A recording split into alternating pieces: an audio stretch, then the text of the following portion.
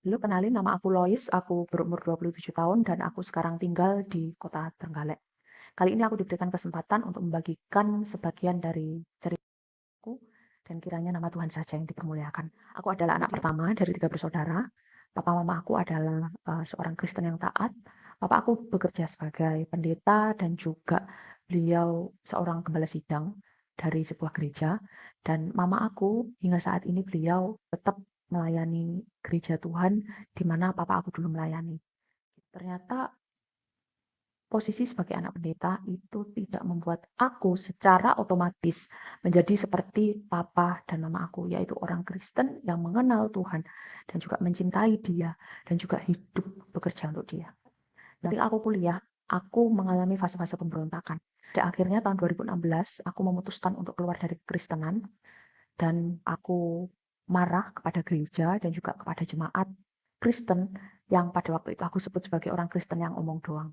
Pemberontakan aku itu mulai dari aku merasa bahwa aku itu bukan sungguh-sungguh orang Kristen.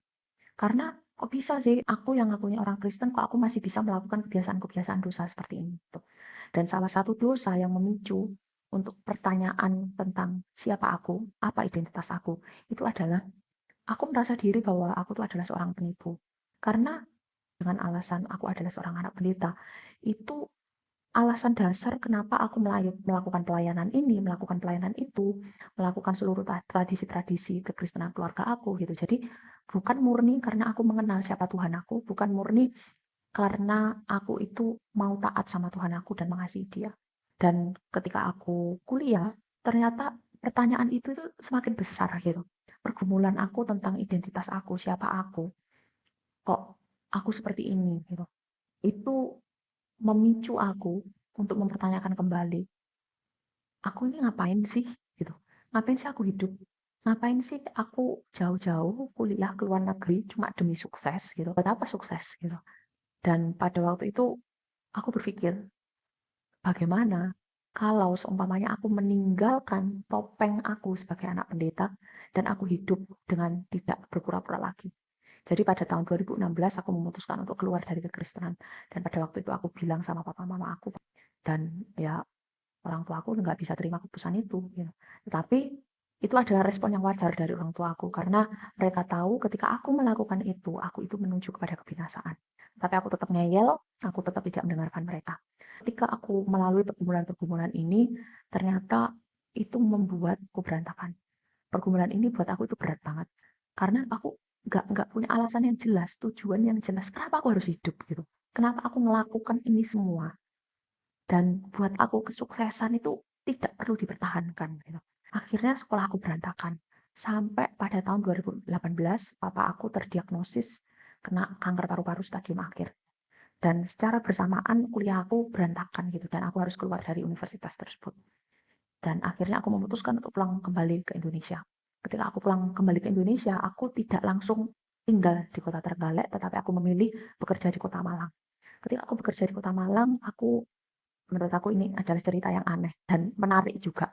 Karena pada waktu itu aku mengaku bukan Kristen, tetapi aku tuh pengen pergi ke gereja setiap hari Minggu. Karena alasannya simpel, aku pengen untuk duduk di suatu tempat yang tenang gitu. Karena gereja memberikan suatu suasana yang tenang gitu ya. Ya makanya ya enggak kaget juga banyak orang-orang Kristen yang bisa ketiduran di dalam gereja. Ini cuma bercanda. Kembali lagi ke cerita yang tadi itu. Di dalam gereja ini aku bertemu dengan seorang hamba Tuhan gitu dan hamba Tuhan ini membantu aku dengan pertanyaan-pertanyaan yang sebelumnya itu numpuk di kepala aku gitu. Jadi kayak hampir tiap hari aku tuh gangguin ini hamba Tuhan untuk kasih beliau itu pertanyaan-pertanyaan gitu lewat WA. Dan bersyukurnya ya beliau mau menjawab itu gitu. Itu sekali lagi adalah anugerah Tuhan buat aku. Akhirnya di bulan Desember 2018, sebelum papa aku meninggal, beliau itu memiliki satu permintaan terakhir. Beliau tuh pengen supaya aku tuh kembali kepada Tuhan, kembali ke gereja. Tapi karena aku ngeyel banget, ya ngapain? Aku berpura-pura menjadi seorang Kristen, padahal sebenarnya hatiku berkata, enggak, aku bukan orang Kristen. Ngapain aku harus berpura-pura demi permintaan terakhir papa aku? Akhirnya papa aku meninggal, dan aku mengalami satu rasa duka cita yang sangat mendalam. Hingga akhirnya 2019 bulan April, aku mendengarkan satu khotbah tentang orang lumpuh di kolam Bethesda gitu. Ada satu ayat yang mengatakan bahwa Jangan kamu berbuat dosa lagi. Dan entah kenapa ketika aku mendengarkan kata itu, aku kayak langsung sadar bahwa, oh gila, aku adalah orang berdosa. Aku bukan hanya memberontak kepada orang tua, tetapi aku ternyata memberontak yang terutama kepada Tuhan. Gitu. Tapi ketika aku menyadari itu, aku masih mengeraskan hati aku gitu. Aku mengajukan 3 pertanyaan kepada Tuhan gitu. Loh, Tuhan, bagaimana aku bisa dikatakan seorang Kristen jika aku itu tidak mengenal Kristus? Kemudian yang kedua, loh Tuhan, bagaimana bisa aku dikatakan sebagai orang Kristen kalau ternyata aku tuh masih banyak pertanyaan tentang Alkitab? Yang ketiga, loh Tuhan, aku tuh bukan orang tipe yang setia. Ketika aku nanti seumpama aku menjadi orang Kristen, apakah aku bisa setia Tuhan? Gitu. Dan 3 pertanyaan ini aku gumulkan dari bulan April sampai bulan September gitu. Dan pada akhirnya ketika aku setelah mengikuti camp protumnya di saat ada seseorang yang mengatakan kepada aku, Lois, percaya kepada Tuhan Yesus. Itu berarti kamu itu percaya sepenuhnya kepada firman yang ada di dalam Alkitab. Walaupun ada bagian-bagian tertentu yang tidak dapat dijelaskan secara logis sesuai dengan kemampuan kamu sekarang. Jadi ya udah pada waktu itu akhirnya aku oke, Tuhan, ini aku tahu aku bukan orang tipe yang setia gitu. Tetapi aku tahu aku ini adalah prodigal son dan aku harus balik. Aku harus pulang ke rumah. Karena hanya di dalam Tuhan saja aku mendapatkan ketenangan, aku mendapatkan identitas siapa diri aku dan hanya di dalam Tuhan saja ada kehidupan. Dan akhirnya ketika aku bertobat, ketika aku menyerahkan diri aku ke Tuhan gitu, aku menemukan diri aku tidak berubah seperti kayak Power Rangers gitu ya. Wah, setelah jadi orang Kristen, aku besoknya aku bisa langsung memiliki kekuatan yang hebat, mengalahkan musuh-musuh, mengalahkan kemalasan, mengalahkan ketidaksetiaan gitu ya. Ya, kayaknya enggak juga sih. Dan sampai sekarang pun aku masih bergumul dengan ketidaksetiaanku gitu. Tapi ada satu hal lain, bahwa ketika aku percaya kepada Tuhan Yesus, ketika aku menyerahkan hidup aku sama Dia, aku tahu siapa aku, identitas akunya apa. Dalam firman Tuhan ini dikatakan, aku tuh diadopsi sama Tuhan Yesus untuk dijadikan anaknya, anak Bapa. Dari situ, ketika aku tahu identitas aku jadi tahu apa sih yang seharusnya aku lakukan sekarang. Apa sih cita-cita aku seharusnya gitu. Apa sih yang menjadi apa yang membuat aku bergairah gitu untuk melakukan segala sesuatunya. Dan sekarang ya aku melihat perubahan di dalam diri aku ya. Bahkan aku dulu yang awalnya membenci gereja dan membenci orang Kristen. Akhirnya ya aku ditempatkan sama Tuhan melayani anak-anak remaja. Dan ketika aku ditempatkan untuk melayani anak-anak remaja dan pemuda, aku memiliki cita-cita kepada mereka. Gitu. Aku tuh pengen masuk di dalam satu rencana besar. Rencana besar itu adalah banyak anak-anak Allah akan menjadi seorang polisi yang baik, menjadi seorang pemimpin negara yang baik, menjadi seorang guru yang baik, menjadi seorang saintis yang baik, menjadi seorang bisnismen yang baik gitu. Jadi aku berharap kiranya Tuhan itu memakai aku dan melalui aku bisa membagikan bahwa beriman, percaya kepada Kristus itu yang terutama bukan masalah surga atau neraka. Tetapi percaya kepada Kristus itu sungguh-sungguh mengubahkan kehidupan yang sekarang yang ada di dunia ini. Tetapi bagaimana identitas kita yang diubahkan ini mempengaruhi segala sesuatunya. Mempengaruhi tujuan hidup kita, mempengaruhi cita-cita kita. Bagaimana aku mempergunakan tenagaku, bagaimana aku mengolah waktuku, bagaimana aku memiliki cita-cita yang seharusnya gitu.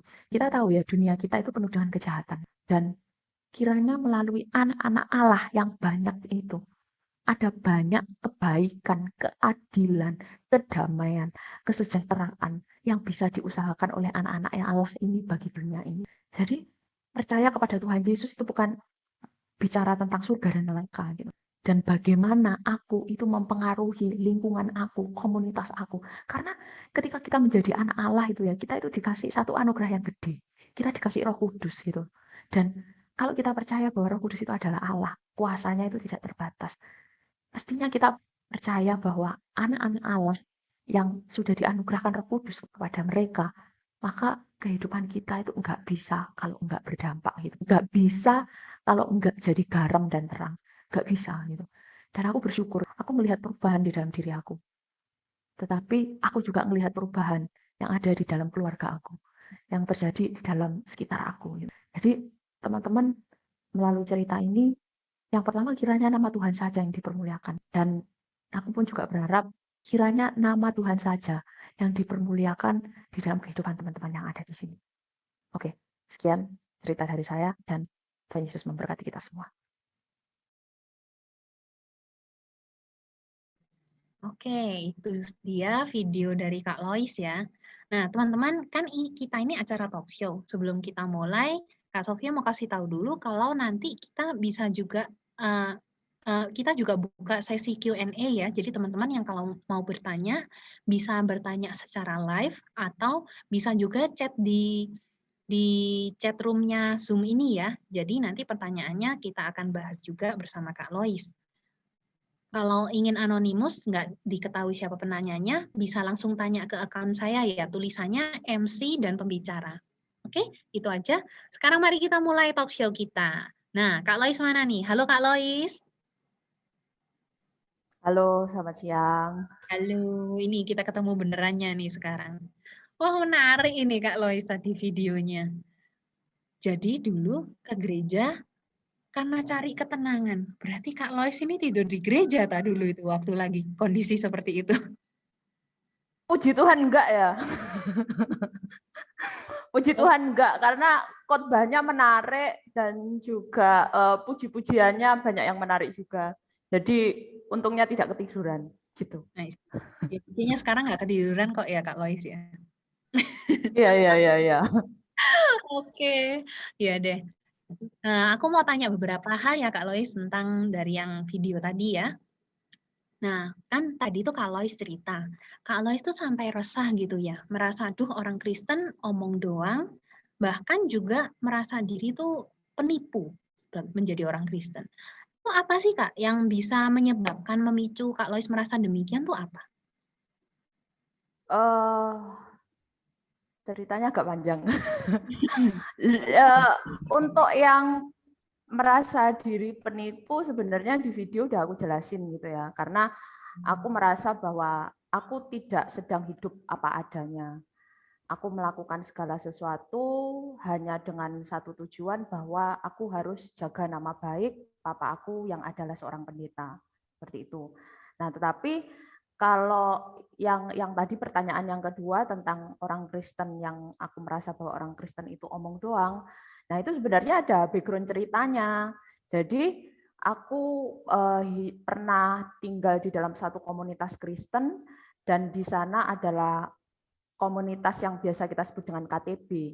Nah, tetapi biasanya KTB itu kan ada sesi-sesi kayak kita, kamu mau didoakan apa, pergumulan kamu apa, gitu kan. Nah, teman-teman aku yang lain itu kayak, oh doakan sekolah, keluarga, gitu aja. Tetapi mereka tidak kasih detail apa sih yang terjadi di sekolah, apakah kamu lagi gagal, ataukah kamu lagi susah dengan mata pelajaran yang ada gitu.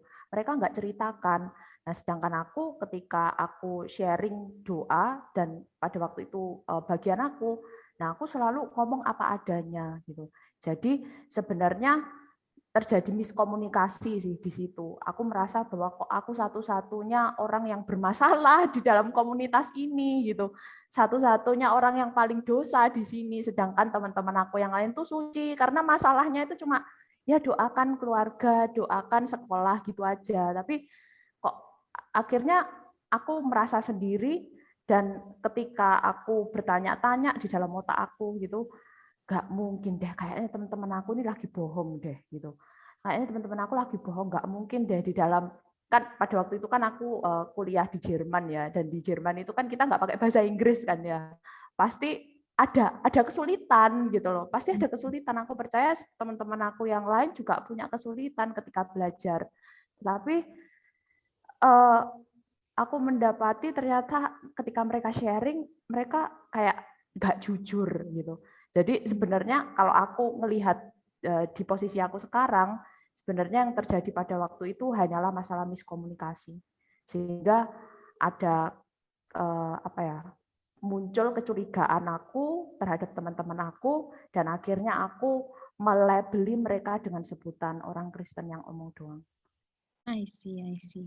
Emang pada waktu itu Kak Lois ceritanya tentang apa sih kalau pas sharing? Contohnya gitu. Biasanya kebanyakan tentang sekolah ya. Aku punya kesulitan dalam berkomunikasi dengan orang Jerman. Iya, karena kan gimana ya, aku sendiri anaknya minder gitu ya. Aku sendiri anaknya minder, aku tidak bisa terbuka langsung dengan orang lain, ngobrol, hahaha, kayak gitu. Nah, itu kesulitan dan akhirnya aku nggak punya temen gitu di dalam kuliah aku. Dan itulah yang kayak justru hal-hal yang sepele, nggak punya temen di dalam sekolah, itu ternyata bebannya sangat berat. Dan akhirnya aku sharingkan itu gitu. Tapi teman-teman lain kok aku ngerasa kok nggak ada beban ya, bahasa kayaknya mereka jago deh gitu, kok kayaknya mereka tidak memiliki pergumulan yang sama dengan aku gitu. Dan juga ada pergumulan-pergumulan lain pada waktu itu, terutama kayak yang masalah merasa diri seorang penipu itu tadi kan. Aku ngelakuin pelayanan banyak banget pada waktu aku berkomunitas di sana ketika aku kuliah, tetapi aku ngerasa enggak, ini aku bukan apa adanya gitu. Aku sedang melakukan ini karena aku anak pendeta gitu. Bukan karena aku mengasihi Tuhan. Misi, jadi seterbuka itu ya. Tapi memang masalahnya ya Kak Lois, kalau misalnya aku jadi temennya Kak Lois gitu, kadang tuh ada dengar dari orang-orang yang lebih tua seringkali, udah jangan cerita-cerita di gereja, nanti borokmu ketahuan semua, jangan cerita gitu. Jadi kayak bukannya kan gereja tuh harus jadi tempat yang kudus gitu, jadi jangan cerita macam-macam gitu malahan. Gimana tuh Kak? Oh, kalau aku sih sayang sekali ya, sayang sekali karena kita baru saja mendengarkan sesi 1 dan 2 ya. Jadi kita Ya. tahu bahwa sebegitu pentingnya esensi dari persekutuan Kristen gitu. Dan kita harus juga menerima realita bahwa tidak semua orang di dalam persekutuan Kristen, ketika kita percaya sama satu orang gitu ya, contoh ketika aku percaya sama Sofi gitu, dan Sofi percaya sama aku, dan ketika Sofi Lois aku kayak gini gitu ya seumpamanya, terus aku berniat jahat gitu dan aku kayak bagikan rahasianya Sofi ke teman-teman lain, akhirnya aku sama teman-teman lain ceritanya Sofi ini dibuat gibah, ya itu ya salah gitu kan. Nah, itu ya jangan lakuin itu. Kalau memang tujuannya kita Sofi cerita ke Lois, tujuannya cuma supaya jadi bahan gibahannya Lois ya. Ya aku rasa itu salah. Itu salah. Dan kita udah tahu bahwa persekutuan Kristen itu seharusnya seperti apa. Tadi di sesi 1 dan juga sesi 2. Dan bahkan esensi dari persekutuan Kristen dan juga makna dari persekutuan Kristen itu tuh kait dengan karyanya Kristus bagi gereja gitu. Dan kalau kita memandang tinggi sebuah gereja, kita memandang tinggi suatu karya penebusan Kristus, maka kita nggak bisa memandang rendah persekutuan Kristen dengan cara pergumulannya orang lain kita buat bahan gibah gitu.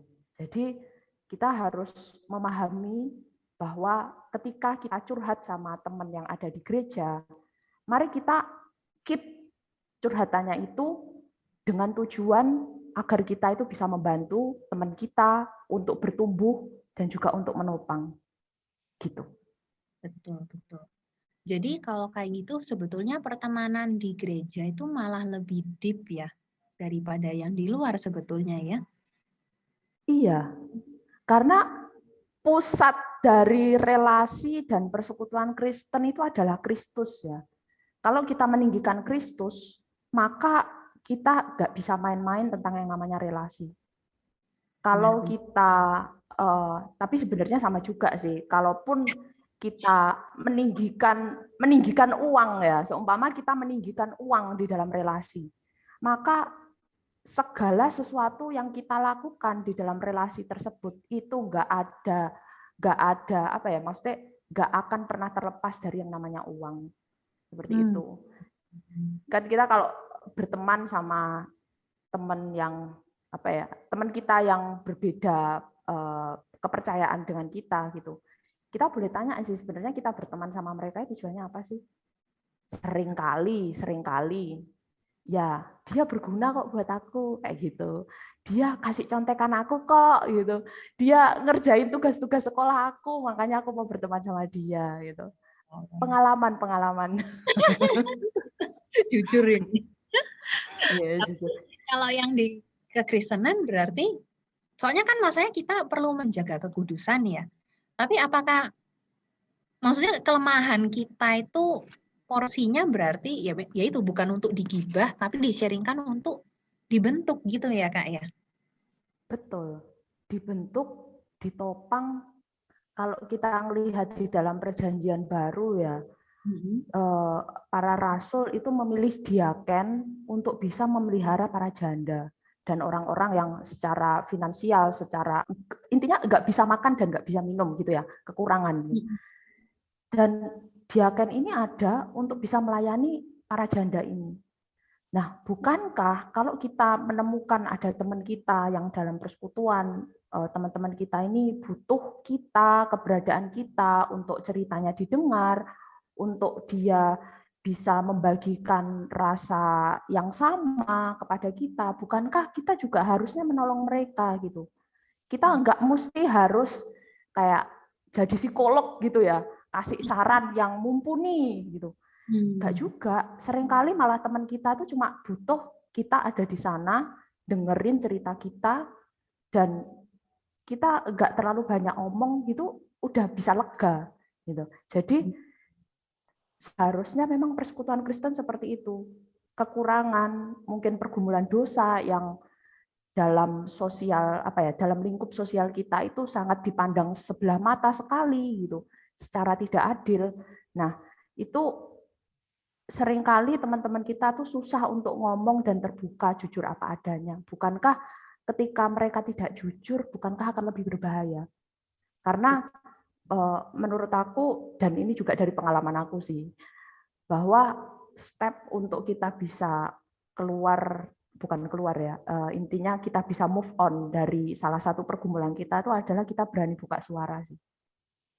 Gitu. Betul. Iya, makanya sebetulnya sangat indah sekali ya, sebetulnya. Nah, Benar-benar.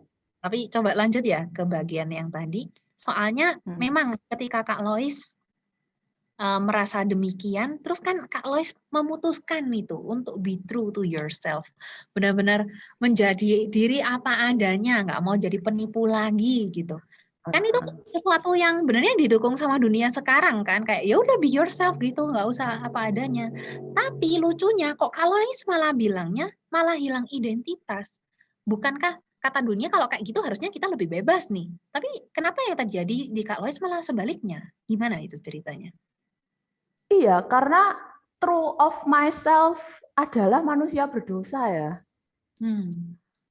Kalau kita kembali cerita di dalam Kejadian 1 kan kita diciptakan dengan ada kemuliaan Allah di sana. Tetapi ketika Adam dan Hawa jatuh ke dalam dosa, kemuliaan Allahnya itu nggak ada dan digantikan dengan kulitnya hewan gitu. Sama, true of myself, sejatinya diri saya itu adalah orang berdosa. Kalau kita mau hidup apa adanya, kita mau jujur-jujuran, ya kita adalah manusia berdosa sebenarnya. Gitu. Jadi makanya aku nggak punya identitas. Aku seperti orang yang terhilang gitu. Kalau di dalam perumpamaan anak yang terhilang, ya persis itu aku gitu. Itu aku. Dan apa ya? Jadi apa yang dikatakan dunia tentang oh ya kamu jadilah dirimu apa adanya, terus habis itu kita mikirnya ya udahlah aku hidupnya terserah, aku hidupnya mau memanfaatkan orang lain gitu, aku hidupnya mau jadi seorang pemenang nomor 1 di dunia ini yang paling gitu ya, kita pengennya seperti itu ya. Gimana ya, apa adanya kita ya memang ada orang berdosa dan kita terhilang dan kita hopeless. Apa yang kita jalanin sekarang itu hanya untuk bertahan hidup. Nggak ada hubungannya sama sekali dengan memperhatikan orang lain, nggak ada hubungannya sama sekali dengan berkorban bagi orang lain. Pokoknya tentang aku pengennya apa, ya udah, itu cukup untuk bertahan satu hari. Ya itu sih manusia berdosa ya. Sama seperti anak yang bungsu di dalam perumpamaan anak yang terhilang. Dia pada akhirnya ketika hartanya habis, dia makan makanannya babi untuk bertahan hidup. Tapi dalam anugerah Tuhan, dia pada akhirnya keinget, oh iya ya, di rumahnya bapakku itu banyak banget makanan. Meskipun dia tidak berekspektasi bahwa ketika dia pulang kembali, dia akan tetap bisa diakui sebagai seorang anak. Gitu. Iya, iya. Memang beda ya. Berarti yang dunia tawarkan tuh kebahagiaan yang semu ya. Kalau sudah dipraktekkan nih soalnya di dalam hidupnya Kak Lois ya. Oke. Nah, Gak tahan lama. iya nggak tahan lama ya. Padahal, tapi Kak Lois sampai sekarang padahal masih ngefans sama BTS yang lagunya kayak gitu tuh. Oh iya, aku masih ngefans sama BTS. Jadi jangan kira Tapi gini, semua orang Kristen nggak boleh ngefans ya. Gimana Lois? tapi gini bedanya. Aku yang dulu sama aku yang sekarang sebagai fans BTS itu memang beda sih. Kalau dulu ketika aku keluar dari Gimana? Kristen ya, waktu aku keluar dari Kristen, pengakuan iman rasuli aku itu adalah seluruh lirik lagunya BTS gitu ya. Wah, Tapi kan sekarang pengakuan iman rasulinya itu jelas ya. Aku percaya kepada Allah Bapa, Allah Putra, Allah Roh Kudus gitu. Jadi perlakuan aku terhadap lagu-lagunya BTS, perlakuan aku terhadap lirik lagunya BTS itu ada dalam sudut pandang yang berbeda gitu. Jadi kalau aku dulu BTS itu selalu kayak menawarkan gini, yang penting kamu hari ini bahagia, masalah besok ya sudah besok, yang penting hari ini bahagia, usahakan kebahagiaan kamu sekarang. Ya bahagia yang mereka tawarkan itu at that moment. Momennya itu cuma itu aja. Tapi setelah momen itu hilang dalam beberapa jam mungkin, ya udah kita kayak kosong lagi. Kita akan mencari terus craving itu yang namanya happiness. Kita tiap hari mengusahakan happiness buat diri kita. Tetapi yang bedanya di dalam Kristus, kita itu mengejar happiness itu bukan buat saya. Karena saya itu udah dapat kehappinessan yang paling ultimat dan paling tahan lama ya. Nggak perlu cari-cari lagi gitu. Tetapi sebagai orang Kristen, aku mengusahakan happiness dan mengusahakan happiness-nya itu untuk orang lain supaya pada akhirnya orang lain pun pada akhirnya menemukan bahwa ini loh tak kasih tahu ada happiness yang bikin kamu itu happy-nya tahan lama. Bukan happy kayak oh iya ya, aduh kimchi ini enak gitu, enggak. Tapi joy, sukacita. Kita enggak craving lagi cari-cari pelarian yang lain gitu. Kimchi nggak lama udah jadi pup ya soalnya. Iya, kimchi nggak lama udah masuk ke WC gitu. Iya betul. Oke, jadi itu kan perubahan dalam diri Kak Lois ya. Yang tadi Kak Lois cerita salah satunya itu. Nah kalau misalnya yang lain Kak, maksudnya kan ada perubahan di keluarga sama perubahan di sekitar. Itu kayak gimana? Waktu perbedaan setelah before dan after Kak Lois benar-benar menghidupi sebagai anak Tuhan gitu. Sebelum aku percaya sama Tuhan Yesus kan memang komunikasi aku dengan anggota keluarga aku ya awkward gitu ya, canggung dan karena memang sejak aku kuliah itu kan sudah melakukan pemberontakan ya. Jadi mau nggak mau kan gimana ya, kita kesel sama orang lain itu kan kita ketemu besok gitu kan masih menjengkelkan gitu ya. Nah, tapi ketika percaya sama Tuhan Yesus, yang terjadi adalah suatu pemulihan ya. Dan aku bersyukur bahwa keluarga aku itu adalah orang yang sama-sama mencintai Tuhan gitu. Jadi pemulihan itu kemungkinan bisa terjadi, dan itu sedang terjadi di dalam keluarga aku. Sehingga aku yang dulu merasa tidak nyaman berkomunikasi dengan keluarga aku, sekarang berangsur-angsur itu membaik.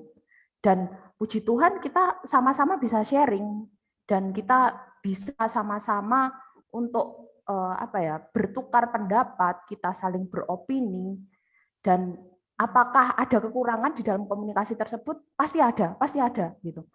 Jadi, tapi kita sedang mengusahakannya, karena kita sama-sama adalah orang Kristen, kita sama-sama adalah anaknya Tuhan, dan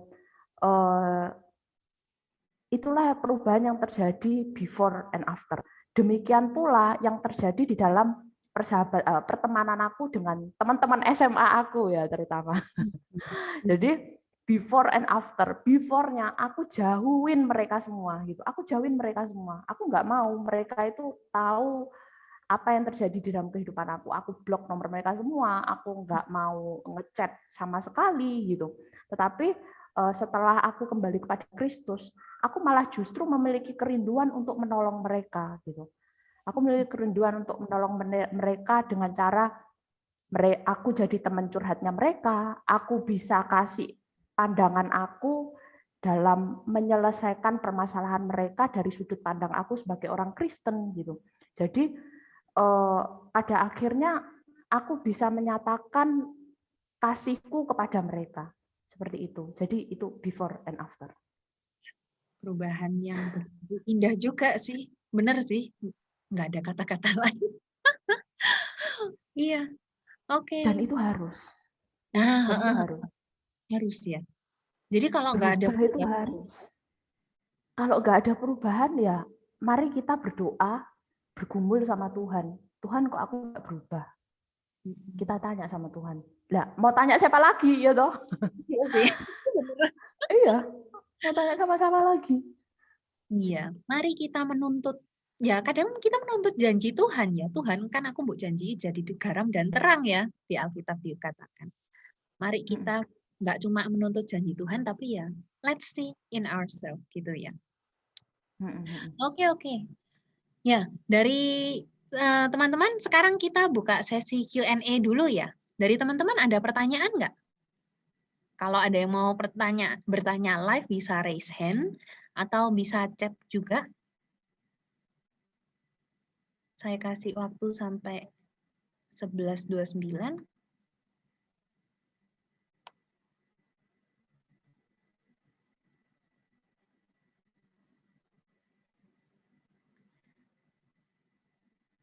Oke. Tapi karena kelihatannya belum ada ya, kalau gitu. Oke, kita langsung aja tutup sesi talk show-nya kalau gitu.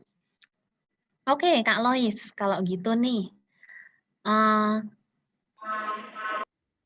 Sorry.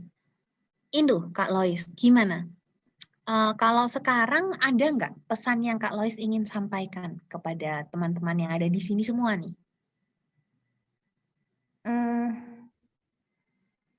Apa ya? Pesannya yang pertama, mari kita serius dengarkan sesi ini dari awal sampai akhir. Itu yang pertama. Jangan ketiduran. Nah, itu yang pertama pesannya. Kan buku ini ditulis dipakai biar nggak ngantuk teman-teman. Betul, betul, betul. Nah, kemudian yang kedua, kalau mungkin teman-teman yang ada di sini, mungkin kita bertanya-tanya tentang pergumulan kerohanian kita bertanya-tanya, Tuhan kok aku belum berubah? Mungkin kita bertanya-tanya, Tuhan kok aku ragu ya, aku sudah percaya sama Tuhan Yesus atau enggak gitu. Seperti yang aku tadi katakan di pertengahan itu aku bilang bahwa salah satu step gede yang pertama itu adalah kita terbuka dengan orang lain, kita terbuka dengan pergumulan kita. Mungkin kalau kita yang udah tergabung di dalam persekutuan gereja, kita bisa datengin kakak pembina, kita bisa datengin para penginjil-penginjil, pekerja-pekerja yang ada di gereja, kita datengin para pendeta yang ada di gereja, kita datang sama mereka, kita minta tolong dong dengerin ceritaku, tolong dong dengerin apa yang jadi bebanku saat ini gitu. Aku percaya orang-orang yang sudah dipilih sama Tuhan untuk bekerja di dalam gereja, orang-orang ini pasti akan terbeban untuk menolong kalian. Tetapi tentu saja yang pertama yang harus kita lakukan sebelum kita melakukan satu step besar itu, yang pertama tentu yang harus kita lakukan adalah kita minta tolong sama Tuhan dulu. Kita tanya sama Tuhan. Seringkali kita menyadari bahwa kita memiliki pergumulan, tetapi kita nggak pernah mendoakannya. Itu salah satu tindakan yang perlu dihindari. Jadi kita minta Tuhan, Tuhan tolong saya sekarang seperti ini, aku hopeless, dan yang aku lakukan sekarang adalah lari kepada maksudnya lari dari masalah tetapi tidak menyelesaikan masalah. Oke, terima kasih Kak Lois. Tapi ini ternyata ada yang mau nanya nih Kak Lois. Nggak apa-apa ya, kita Boleh. Yang satu pertanyaannya, kemarin dapat mail BTS nggak Kak Lois? Apa? Oh, enggak ada di Trenggalek, enggak ada McDonald's. Oke, bagi yang masih boleh. Oke, tapi selanjutnya nih, pertanyaan dari Semulia. Semulia mau tanya kepada operator, silakan di-highlight. Silakan semua.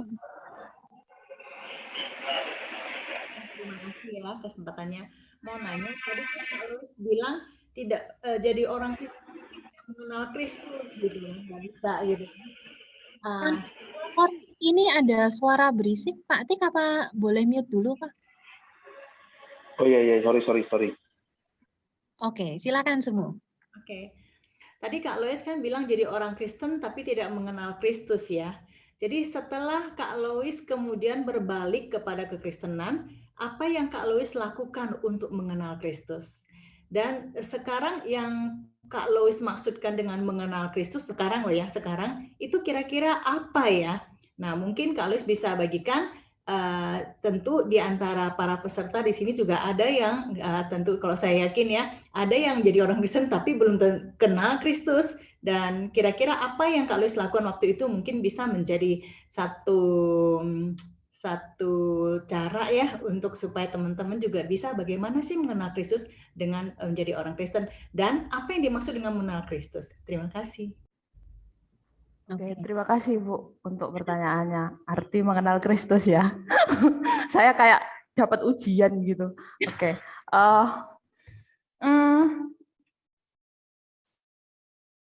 Setiap aku kesaksian, maksudnya ketika aku dapat kesempatan untuk bersaksi, bagaimana sih apa step-step yang aku lakukan untuk mengenal Kristus dulu? Jawabannya aku nggak tahu. Jadi aku bahkan tidak kepikiran akan menjadi orang Kristen ketika aku melewati pergumulan itu. Aku juga nggak kepikiran bahwa aku akan pada akhirnya dicemplungin ke dalam pelayanan remaja, aku nggak kepikiran. Jadi sekali lagi, hidup aku percaya kepada Kristus itu hanya semata-mata karena anugerah Allah. Tapi setelah sekarang, aku melihatnya gini, bersyukur bahwa aku tuh lahir di tengah-tengah keluarga yang mencintai Tuhan. Menurut aku itu adalah satu anugerah yang menopang aku, meskipun aku pada waktu itu hopeless dengan kehidupan aku tidak tahu tujuan hidup aku, tetapi lahir di dalam keluarga Kristen itu tuh sejak kecil, besar, diajarin berdoa, sekolah minggu, baca Alkitab, itu sepenuhnya adalah anugerah Tuhan. Jadi, meskipun pada waktu itu aku tidak kepikiran cara-cara untuk mengenal Kristus, tetapi kebiasaan-kebiasaan waktu aku kecil, itu senantiasa menggelisahkan hati nurani aku. Ketika aku, pada akhirnya aku memutuskan bahwa, aku tidak hidup apa adanya gitu. Itu sebenarnya bukankah itu adalah salah satu prinsip yang ada di dalam Alkitab ya? Bagaimana kita itu harus hidup apa adanya kita gitu. Dan itu aku dapatkan ketika aku waktu kecil dan aku dididik di dalam keluarga Kristen. Sehingga ketika aku melihat pengalaman hidup aku yang dulu, aku bisa katakan bahwa yang pertama semuanya adalah anugerah Allah. Karena aku nggak kepikiran untuk jadi Kristen. Gitu. Yang kedua, anugerah Allah itu salah satunya lewat keluarga. Di mana keluarga aku mendidik aku untuk menjadi seorang Kristen. Dan justru lewat didikan mereka itu yang jadi kayak semacam alat untuk pada akhirnya, oh ya, yang benar itu ini, yang salah ini. Seperti itu. Itu yang bisa aku lihat kalau yang dulu. Nah, kalau sekarang arti mengenal Kristus sama aku ulangin kayak yang ada di video. Mengenal Kristus itu memang betul ada efek sampingnya, yaitu kita masuk surga. Tetapi yang terutama adalah bukan yang terutama. Karena semua Alkitab itu dari Kejadian sampai Wahyu paling banyak juga tidak bercerita tentang surga dan neraka ya.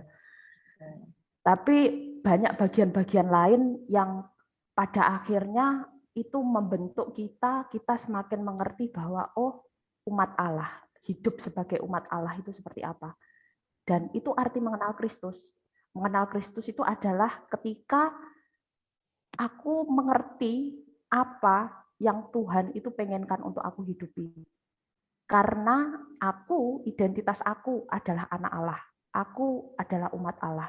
Dan sebagai umat Allah, seperti halnya Israel, maka aku hidup di hadapan hadirat Allah. Dan Alkitab menawarkan itu. Dan ketika kita hidup di hadapan hadirat Allah, maka kita itu hidup kembali seperti bukan kembali seperti ya. Seperti pada waktu Tuhan itu menciptakan kita itu ya seperti itu. Adam dan Hawa hidup di dalam hadirat Allah. Itu sih pengenalan akan Kristus. Apakah jawabannya memuaskan, Bu?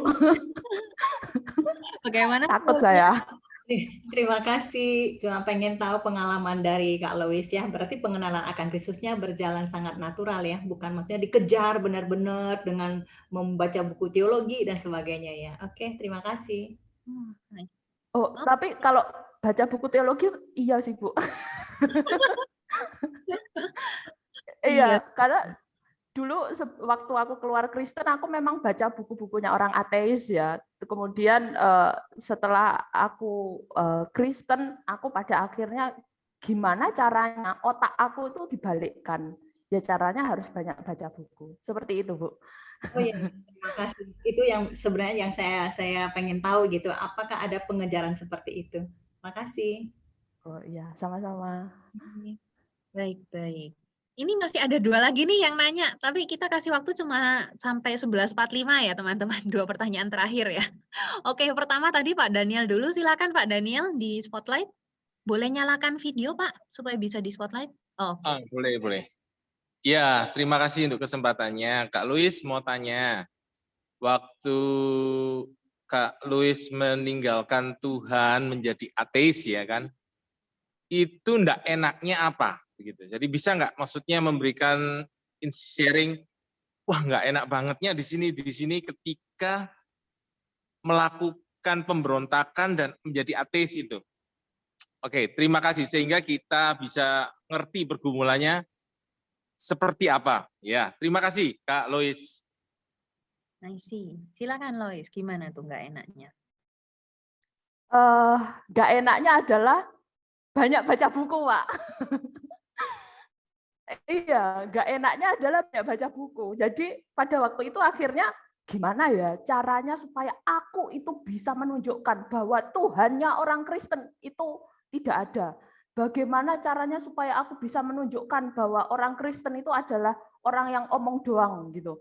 Jadi pada waktu aku di fase-fase pemberontakan memang banyak baca buku-buku orang yang menentang sama Tuhan ya. Jadi itu susahnya, Pak. Apa ya? Itu susahnya. Dan lalu mungkin perasaannya bagaimana? Perasaannya Kak Lois merasakan seperti apa perasaan-perasaannya itu begitu? Apa merasa kosong, merasa apa begitu yang Kak Lois rasakan? Ya, jadi pada waktu aku berusaha untuk menunjukkan ke orang lain bahwa Tuhannya orang Kristen itu tidak ada, perasaan yang terjadi dalam diri saya itu adalah saya penuh dengan kemarahan. Saya penuh dengan kekecewaan dan saya senantiasa berpikir negatif thinking kepada semua orang, terutama orang Kristen dan juga gereja. Tapi entah kenapa ya sekali lagi itu anugerah Tuhan kembali, Pak. Anugerah Tuhan kembali. Jadi selain aku mengusahakan untuk membuktikan bahwa Tuhannya orang Kristen itu salah dan tidak ada, yang kedua yang aku lakukan adalah gimana caranya supaya kebiasaan tradisi Kristen yang ditanamkan kepada diri aku oleh orang tua aku sejak aku kecil itu aku abaikan. Karena yang namanya kebiasaan dan kita mau merubah kebiasaan menjadi seorang yang ateis, tentu kita ada usahanya, Pak, gitu. Jadi kita mencoba mencari ketenangan lain selain di dalam gereja, contohnya kalau seumpamanya di dalam video tadi gitu. Atau kita mencoba untuk tidak terbiasa untuk berdoa ataupun baca Alkitab. Itu sebenarnya ada kesulitan di situ, Pak. Karena udah terlanjur biasa sejak kecil baca Alkitab ya berdoa dan tiap hari Minggu pergi ke gereja gitu. Jadi itu yang aku lakukan ketika aku memberontak. Tapi kembali lagi dalam anugerah Tuhan, sekali lagi nggak tahu kenapa kok aku diposisikan di dalam kondisi yang sekolah aku berantakan, aku nggak tahu tujuan hidup aku gitu. Bahkan aku nggak tahu ngapain ngelakuin ini semua. Aku kok miskomunikasi dengan keluarga aku tidak menjalin hubungan dengan mereka selama kuliah gitu. Kemudian aku pada akhirnya juga tetap ngotot, bahkan sebelum papa aku meninggal aku nggak nurutin permintaan terakhirnya gitu kan. Jadi dengan Tuhan taruh aku di dalam posisi seperti itu dan pada akhirnya ketika aku mendengarkan khotbah tentang kolam Bethesda di Yohanes 5 dan dikatakan itu jangan berbuat dosa lagi. Justru ketika aku mendengar kalimat ayat itu, justru aku sadar bahwa oh ya aku prodigal son gitu. Aku adalah orang berdosa dan aku bukan hanya memberontak kepada orang tua tetapi kepada Tuhan. Gitu sih, Pak. Terima kasih. Yang bisa saya jelaskan. Ya, terima kasih. Sangat menjadi berkat. Ya, terima kasih. Seru sekali ya talkshow-nya. Oke, silakan. Oke. Masih ada 2 menit terakhir. Ini GKA Lawang raise hand, tapi kayaknya nanti setelah acara ya, kita kasih waktu sama Lois ya, setelah games nanti, waktu terakhir ya, soalnya waktunya sudah mepet. Ini kita jawab dulu pertanyaan Kak Esti ya. Kak mau tanya, ketika menjadi orang Kristen, pernah tidak merasa kecewa dengan orang Kristen yang hanya talk only dan tidak jadi berkat? Dan bagaimana Kak Lois bisa tetap setia mengikut Yesus sampai hari ini? Gimana itu, Kak? Aku jawab pertanyaan yang nomor 2 dulu ya. Jawabannya pasti jelas. Aku ulangin lagi, semuanya anugerah Tuhan. Gak tahu aku gimana kok sampai sekarang masih ngotot bahwa Kristen itu yang benar. Dan itu sekali lagi adalah anugerah Tuhan ya. Bukan bagaimana cara aku supaya aku itu bisa tetap setia. Tetapi tentu saja di dalam anugerah Tuhan, selera aku, apa yang aku pengen, apa yang penting buat aku, apa yang menarik buat aku, itu memang akan dirubahkan. Seperti halnya ketika sebelum aku Kristen dan sesudah Kristen, aku pun akan memperlakukan lirik lagunya BTS itu juga secara berbeda. Kalau dulu lirik lagunya BTS itu jadi pengakuan iman rasuli aku. Tetapi sekarang yang beneran jadi pengakuan iman rasuli aku adalah ya pengakuan iman rasuli yang biasa setiap hari Minggu. Dan sikap aku pun terhadap BTS itu bukan tidak seperti dulu. Kalau dulu gitu ya, setiap bangun tidur lihat biasanya pecinta Korea tahu ini, koreanindo.net. Nah, itu. Terus habis itu buka YouTube ya toh, subscribe BTS, hype gitu kan. Nanti muncul kabar-kabar gitu. Tetapi itu yang ketika kita menjadi seorang Kristen itu beda gitu. Apa yang kita pikirkan paling banyak itu apa, kita bisa beda. Dan untuk pertanyaan yang kedua, ketika menjadi orang Kristen pernah tidak merasa kecewa? Oh ya pernah. Tetapi gini, kalau aku yang dulu, aku akan kecewa dan sakit hati pasti, dan marah-marah, oh iya itu pasti. Sekarang marah-marah, oh iya itu pasti marah-marah. Tetapi habis itu setelah marah, aku merasa aku salah, gitu. Aku salah karena mungkin aku kurang bekerja keras untuk mengkomunikasikan kepada mereka apa yang benar dan apa yang salah, yang seharusnya ada di dalam pengertian sebagai seorang Kristen. Sehingga ketika mungkin ada teman kita di dalam persekutuan, menurut kita itu melakukan satu kesalahan dan dia tidak sadar bahwa dia sedang melakukan kesalahan, ya aku ya harus ngomongin dong apa yang salah itu dengan cara bagaimana aku mengusahakan supaya maksudnya aku memberitahu dia bahwa enggak, yang salah itu ini, yang benar itu ini. Tetapi gimana ya, kita perlu belajar untuk berkomunikasi dengan orang lain, tujuannya supaya pesan kita, informasi yang kita miliki itu tuh bisa landing di dalam pengertiannya dia, gitu. Bisa jadi ada orang yang dimarahin tetapi malah justru membuat dia memberontak, gitu. Bisa jadi juga ada orang yang dinasehatin pakai suara yang tenang, tetapi justru itu membuat dia semakin memberontak, gitu. Jadi kita harus kenal dulu dengan siapa orang yang ada di sekitar kita, gitu. Dan sekali lagi, kalau kita adalah orang Kristen, kita tidak bisa melihat teman yang ada di persekutuan kita itu sebagai, maksudnya kita tuntut untuk dia menyenangkan saya, untuk dia tidak mengganggu perasaan saya, untuk dia tidak mengganggu ego saya. Tetapi kita sebagai orang Kristen, kita itu sama-sama dua belah pihak itu harus mengusahakan kebaikan. Gitu. Jadi kita bukan menuntut orang lain untuk menyenangkan ego saya, tetapi saya menundukkan ego saya untuk melayani dia. Seperti itu. Dan ya bersyukur ini adalah pelajaran yang aku pelajari dari mama dan juga papa aku ya. Jadi sekali lagi buat teman-teman yang lahir di dalam keluarga Kristen, sekali lagi aku tekankan bahwa syukuri bahwa kalian lahir di keluarga Kristen. Dan lihatlah itu sebagai anugerah Tuhan yang gede banget. Gitu. Betul. Oke, semoga menjawab ya Kak Esti ya. Baik, karena kita sudah molor sekali, nanti kita mungkin akan tambahi setelah acara ya. Nah, kalau masih ada pertanyaan, teman-teman yang mau bertanya disimpan dulu, silakan nanti dipertanyakan. Oke, sekarang terima kasih untuk Kak Lois, kita tutup dulu sesi talk show kali ini, dan kita akan langsung mulai untuk refleksi grup ya.